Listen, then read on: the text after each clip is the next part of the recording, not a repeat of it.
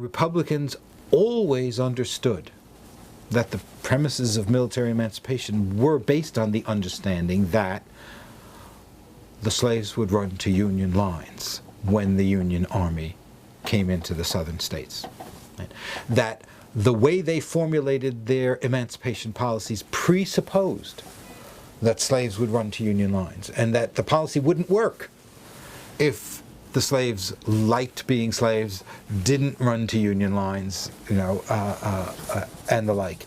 And that's there in the very first policy that's formulated, beginning with the contraband policy in late May, a month after the war begins, when the Secretary of War tells General Benjamin Butler at Fortress Monroe that he can refuse to return any contrabands who come voluntarily into your lines, but that he himself and his Union soldiers are not to go on to plantations and entice slaves off.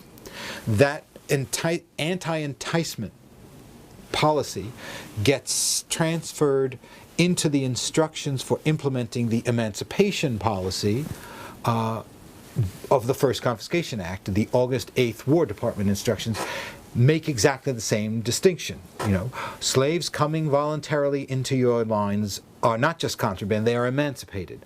But you cannot go on to a plantation and entice slaves off. That meant that emancipation could only happen with the agency of slaves.